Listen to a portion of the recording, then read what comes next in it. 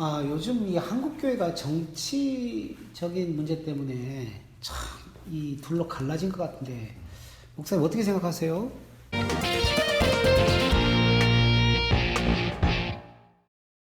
저는 뭐 우리나라 전체적으로 사실 뭐 코로나도 위기고 뭐 경제 위기도 있는데 우리나라 사회가 아주 이렇게 반으로 쫙 갈라진 거, 이념적인 스펙트럼으로 쫙 갈라진 게 참 위기다라고 생각을 하는데, 크리스찬으로서는 교회가 그 문제로 갈라졌다라는 게 참 제가 정말 위기라는 생각이 교회가 듭니다. 분열되었다? 과거의 교회는 뭐 신학적인 문제로 많이 다투고 그랬는데, 지금은 교회 내 신학적인 문제도 아니고 완전히 그 정치 이념으로 인해서 교회가 분열된 걸 보면서 이거는 정말 안타깝다는 생각이 듭니다. 근데 그렇게 되는 이유는 결국 정치적인 이념하고 기독교 신앙이 좀 혼동이 돼서 일어나는 모습이 아닌가, 그렇게 생각이 돼요. 근데 이런 이야기를 하기가 참 조심스러워요. 네. 까딱 잘못하면 공격받기 딱 좋은 주제라서요. 네. 최근에 이제 두 얘기를 들었는데 굉장히 저한테는 굉장히 이게 좀 충격이 되더라고요. 어느 그 성도님하고 얘기했는데, 자기 목사님이 조금 진보 이념을 가진 목사님이고 뭐 조 집회도 참석하고 하는 분인데, 최근에 문제가 됐던 이 우파 목사 전 목사에 대해서 적그리스도라고 얘기를 해서, 그래도 목사님이 강단에서 그런 식으로 얘기한 게 조금 거부감이 생겼다 얘기를 하더라고요.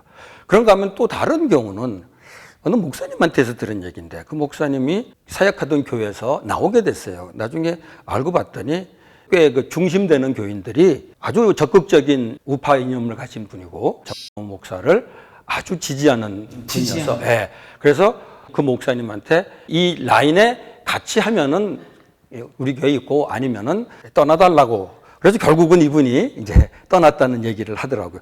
제가 그 얘기 들으면서 이건 좀 심각하다. 그러니까 한쪽은 정 목사를 사탄이라고 하고 한쪽은 정 목사를 지지하지 않으면 나가라 그러는 거야. 이게 지금 굉장히 심각하다는 생각이 들었습니다. 물론 이 경우는 조금 극단적인 사례긴 하지만은 사실 교회 생활하다 보면은 심심치 않게 느끼는 게 있습니다. 목사님들이 설교를 하는데 약간의 그 진영 프레임을 가지고 설교하는 경우가 있어요. 성경 말씀을 가지고 하지만은 그럴 때 굉장히 좀 불편할 수가 있습니다. 근데 또 이런 경우도 있어요. 목사님은 그런 거 없이 그냥 성경 말씀을 했는데 듣는 사람이 진영 프레임을 가지고 들어갔고 또 왈가왈부하는 수가 있다라는 거죠. 그러니까 목사님이 정치 프레임을 가지고 설교하는 경우도 있고 성도들이 그 프레임을 듣는 경우도 있고. 그러니까 이게 지금 굉장히 심각한 문제라는 거죠. 예를 들면은 성경에 정의, 공이라는 말이 많이 나옵니다. 그런데 그 얘기를 자꾸 많이 하게 되면은 아무래도 진보 좌파 쪽으로 여겨지게 되고, 정의는 진보다. 정의나 공의 얘기하면은, 반대로 자유에 관한 얘기를 많이 하면은 성경에 분명히 있는데 이거는 또 우파 취급을 받을 수 있다라는 거죠. 그러니까 다 성경에 있는 얘기를 가지고 함에도 불구하고 말하는 사람, 듣는 사람이 그 프레임을 갖고 있게 되니까 이제 이게 갈등이 된다는 겁니다.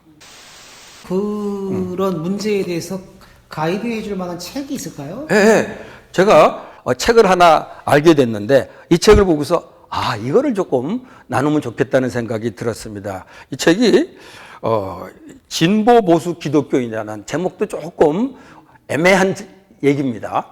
영어로 보니까 리퍼블로크라트, 그러니까는 미국 사람이 쓴 건데 공화당, 민주당 이런 얘기입니다. 리퍼블로크라트. 지평서원이라는 데서 번역 출판됐는데, 도대체 저자가 어떤 사람인가, 이 사람이 진보인가 보수인가, 이게 벌써 염려가 돼가지고. 그런데 전통적으로 아주 개혁주의적 보수 신학으로 잘 알려진 웨스트민스터 신학교 교수로 있는 칼 트루만이라는 신학자가 썼습니다. 좀 보수적인 느낌이 나는데요? 기본적으로 보수 신학을 가진 사람이죠. 근데 물론 미국적인 상황에 쓰여졌기 때문에 우리하고 좀 다를 수 있는데, 제가 읽다 보니까 우리나라 지금 현재 상황하고 거의 그대로 적용이 될 만큼 흡사하더라는 거죠.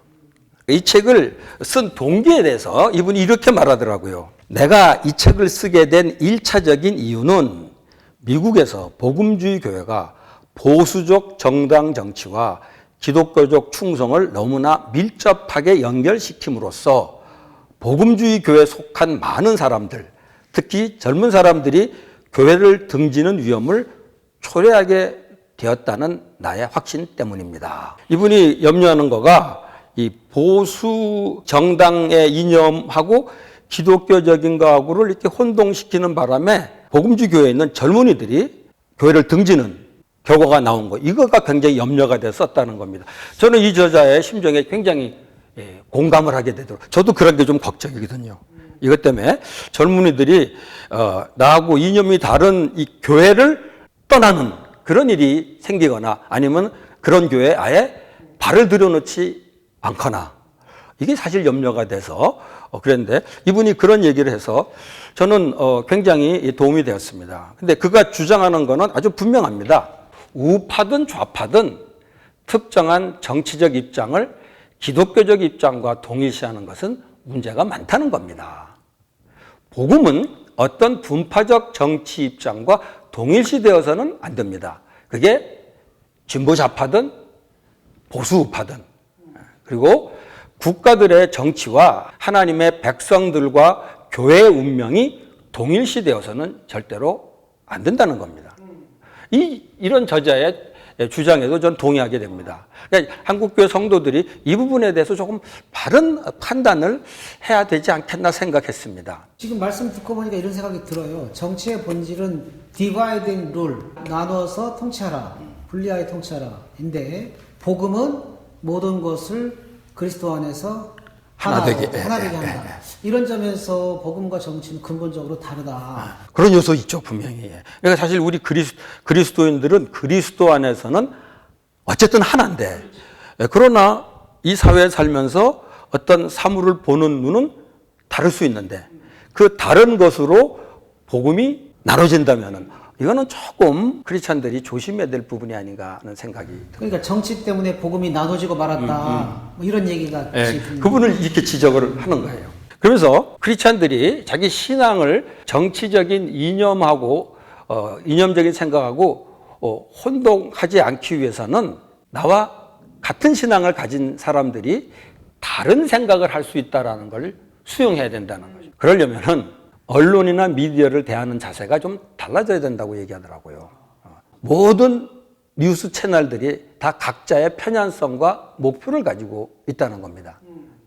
그러니까 뉴스를 신청할 때 그리스도인들은 절충적인 방식으로 접근해야 한다는 거죠. 우리에게는 시대의 큰 쟁점들에 대한 다양한 견해들을 접해보아야 될 의무가 있다는 겁니다. 그게 신문이든 그게 텔레비전이든 요즘 같으면은 유튜브든, 그렇게 하기 위해서는 단순히 우리의 배짱에 맞는 확신을 계속 확인시켜주는 뉴스가 아니라 그 이상의 뉴스를 시청해야 된다는 겁니다. 그 이상의 뉴스요? 네. 이거 우리나라의 경우도 참 비슷한 것 같아요. 물론 저도 사실은 그런 경향이 있습니다. 나한테 입맛에 맞는 거를 자꾸 보게 되고, 그러니까 더 그쪽으로 흘러가게 되죠. 뭐 이게 확증 편향이라고도 말을 하는데, 근데 우리 그리스도인들은 세상이 그렇게 하더라도 그리스도인들은 따라가서는 곤란하다는 그런 얘기인 것 같아요. 그러니까 크리스찬들은 세상하고 달라야 되는데 그런 면에서 좀 달라야 되지 않을까. 그럼 어떻게 그러면 시청을 하라는 얘기죠? 내 이념하고 맞는 것만 쫓아다니지 말고 조금 다른 얘기도 들어보고, 물론 마음에 안 들 수 있고 또 자기가 생각하기에 틀렸다고 할 수도 있지만은, 그래야지 이제 이런 말하자면은 이제 이런 포용성을 갖게 될 수 있지 않을까. 그러니까 이런 얘기겠네요. 그리스도인이 서로 정치적 견해가 다른 형제도 품어야 되는데 그 사람의 생각을 이해하려면 그분들이 듣는 뉴스도 좀 듣고 그래야 들어보고 되겠다. 그런 거죠. 근데 사실 현실적으로 참 어려운 얘기입니다. 저도 그렇게 생각하면서도 솔직히 실천을 잘 못하는데 이번에 이 책을 보면서 굉장히 도전을 받게 됐습니다. 그리고 또 이 책에서 이제 그런 얘기를 하더라고요. 기독교 안에서 신앙과 이념을 혼동하는 이유는 신학이 제 역할을 하지 못하기 때문이라고 얘기합니다. 그러니까 근데 이분은 보수 신학교 교수로서 아주 조심스럽게 이런 얘기를 합니다. 보수적인 신학 유형들은 종종 신학적인 정확성에는 매우 신경을 쓰면서도 정치 문제에 대해서는 상당히 단순하며 흑백 논리적으로 아주 상투적으로 접근하는 경향이 있다는 겁니다. 그러니까 신학적으로는 시시콜콜하게 따지면서도 이런 문제는 아주 그 흑백 논리로 딱 가버린다라는 거죠. 그러면서 은근히 이 신학자들한테 화살을 쏘는 것 같더라고요. 이 부분은 우리 한국 교회가 조금 더 경청해야 될 그런 얘기가 아닌가 생각합니다. 사실 우리 사회 전체가 자기와 이념이 다른 사람들을 거의 적으로 취급합니다. 이 사회를 구성하는 필요한 경쟁자나 파트너로 생각해야 되는데 사실 적으로 여기게 된다는 거죠. 근데 저는 그거에 대해서 안타깝지만은 피할 수 없는 것 같아요. 죄악 세상에서 피할 수 없는 것 같아요. 그런데 교회는 좀 다른 모습을 보여줄 수 있어야 되는데 제가 안타까운 건 교회도 거의 비슷한 모습을 보여준다는 거죠. 이념이 다른 사람들이 적이 된다는 거죠. 같은 그리스도인인데도 불구하고. 크리스찬은 같이 하나님, 예수 그리스도를 믿는 사람들에 대해서는 이념이 좀 다른 사람일지라도 그리스도 안에서 형제로 좀 포용할 수 있어야 되지 않겠나. 갈라디아서 말씀이 생각이 나네요. 네. 갈라디아 3장 28절에 유명한 말씀이 있죠. 유대인이나 헬라인이나 종이나 자유인이나 남자나 여자나 그리스도 안에서 하나다. 우리나라 상황을 적용한다면은 진보 좌파나 보수 우파나 그리스도 안에서 하나다. 진보 좌파나 보수 우파는 하나가 안 되더라도 그리스도 안에서는 하나가 돼야 되지 않겠냐는 거죠. 그러면서 저자가 여기 아마 제가 이 책을 읽으면서 가장 중요한 얘기를 하고 있는 것 같은데 바로 이런 얘기를 합니다. 그러나 정치 정책의 측면에서 이러한 것들이 어떻게 드러나냐 하는 것은 시민사회의 일원으로서 그리스도인들이 정당하게 씨름해야 할 사안이며 서로 의견이 다를 수도 있습니다. 이러한 쟁점들에 대하여 강력한 정치적 입장들을 취하거나 더욱 안 좋게는 정치적 파당을 형성하는 것은 교회가 궁극적으로 복음을 진실되게 믿는 것을 근거로 교회 안에 포함시켜야 할 사람들을 배제해버리는 위험을 초래합니다. 시민사회의 영역과 교회의 영역을 좀 분리하는 이런 셈이죠. 그러죠.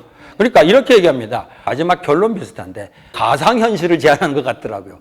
원한다면 월요일부터 토요일까지 그러한 쟁점들에 대해서 서로 반대되는 시위대의 앞줄에 서 있으십시오.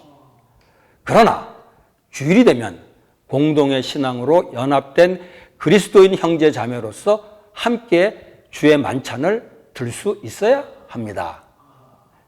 비록 우리가 강력하게 견제하는 정책이 다르다 하더라도 말입니다. 아마 이게 마지막 결론이 아닌가 생각하는데 저는 이 얘기를 들으면서 좀 현실에서 참 잊기 어려운 이상적인 말처럼 들립니다. 그런데 이게 주님이 원하시는 교회의 모습이 아닐까 하는 생각이 들었습니다.